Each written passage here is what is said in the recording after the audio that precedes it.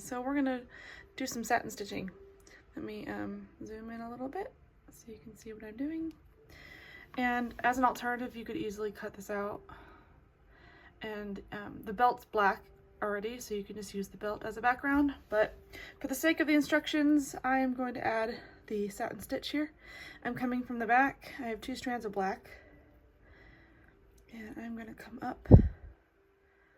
And we are going to fill in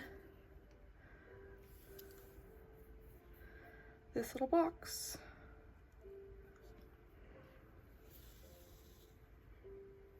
And it doesn't say which direction to go. I'm just going left to right. And I like to do the fill-in method. So I'm just making little sections. And I'm strategically placing these stitches so that when I come back up, I can fill it in. And you get a nice even stitch that way, I've noticed, especially with bigger areas.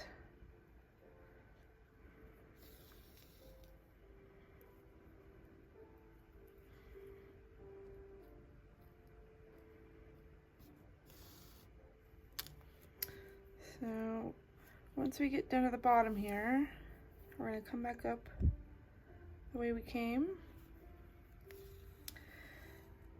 and start filling it in.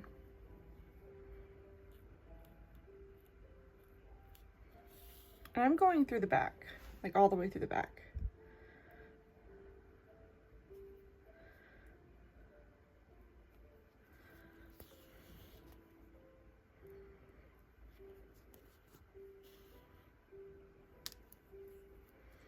So now I'm going to actually come back up and start filling in these gaps.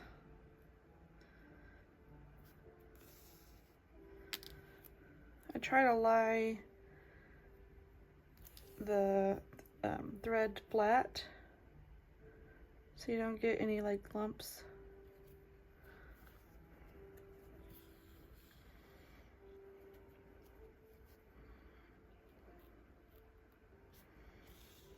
As long as the stamp is covered, you should be good.